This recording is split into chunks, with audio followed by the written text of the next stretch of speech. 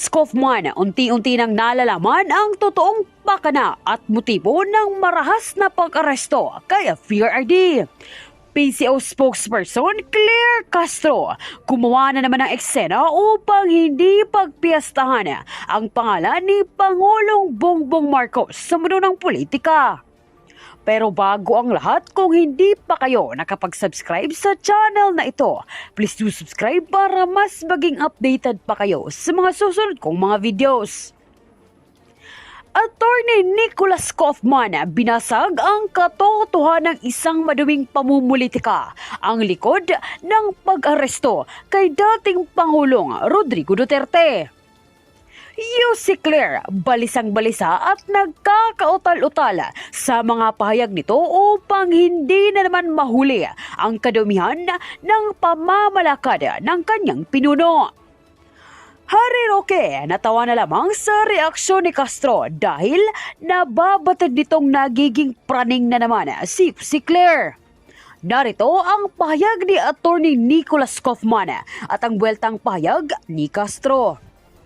I think that the real prosecutor in this case, PRRD's ICC case, is actually in Manila, sitting in his palace.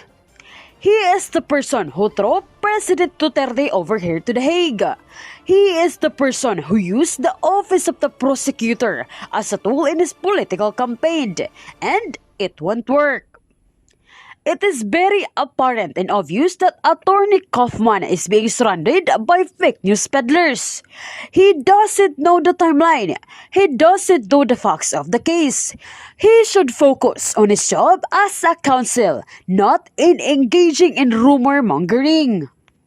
Good morning, Yusek. Ma'am, ipinagpaliban po ng Senado yung presentation ng Articles of Impeachment laban kay VP Sara sa June 12 imbes na June 2. Napag-usapan po ba sa LEDAC meeting kahapon yung tungkol sa impeachment? Hindi po. Wala pong nabanggit. Okay.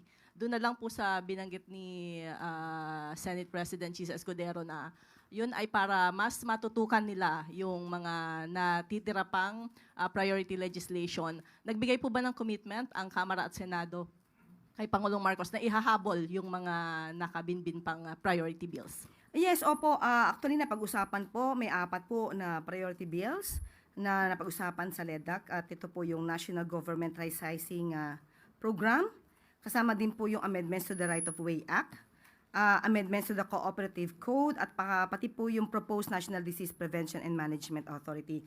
Ayon nga po sa report, ito pong National Government Right-Sizing Program, ito po ay aprobado na po sa House of Representatives at maganda po talagang ito ay maipasa. Sa kasalukuyan, ito po ay nakapending po sa Senado at mas maganda po ito ay magiging maisabatas na po dahil kapag po ito ay naisabatas, mas magiging maganda po ang serbisyo maibibigay sa taong bayan dahil matatanggal na po ang mga redundant, overlapping, unnecessary functions and programs ng ibang mga ahensya at mapapalakas pa ang ibang ahensya na mas kakailanganin pa ng additional na pondo. Yun lang po muna ang aking maibibigay na detalye. Eden Santos, Net 25.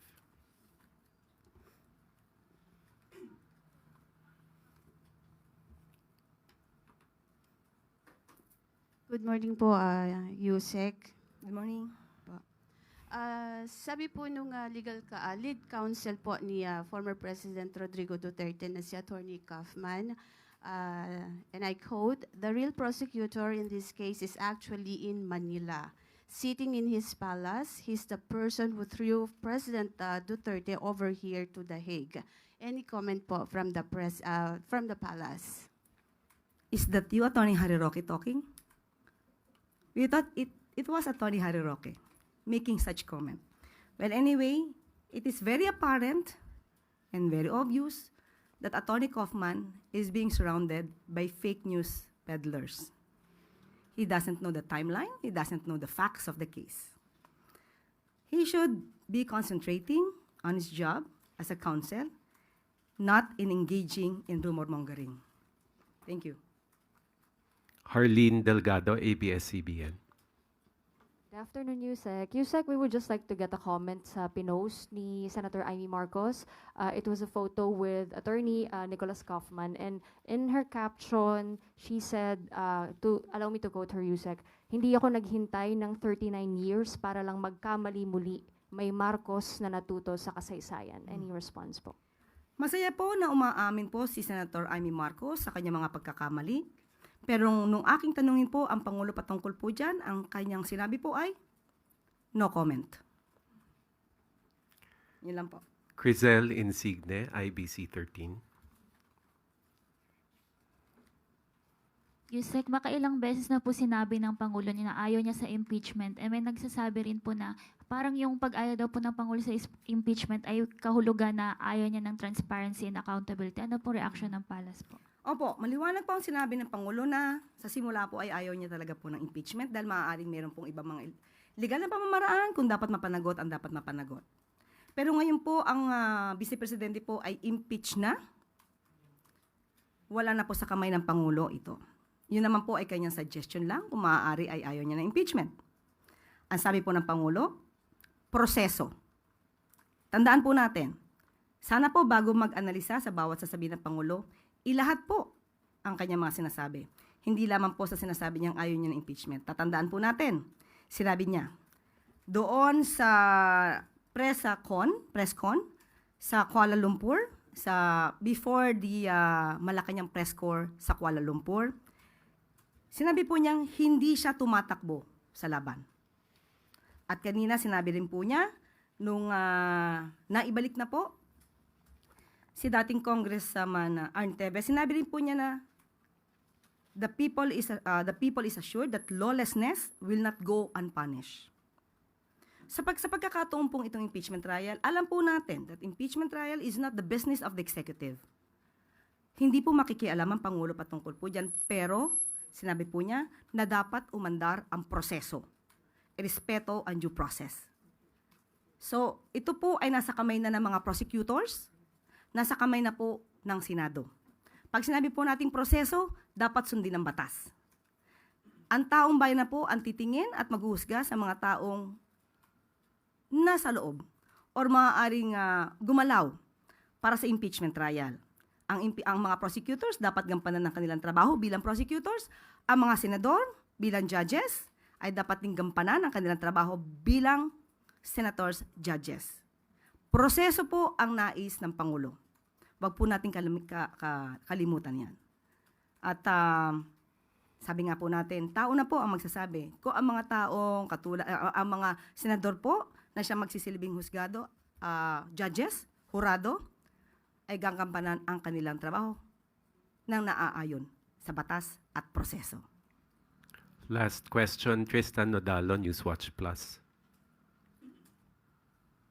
Hey Yusek, may comment lang po although nag-release na po si Executive Secretary Bersamin ng second wave of mga bagong pangalan and na-retain sa cabinet positions. But for Senator Lacson, sabi niya the President should do it quickly, yung matapos po yung cabinet performance review because the season for jockeying for position has intensified with the circulation daw po of white papers and floating of names of applicants to fill up the unvacated posts.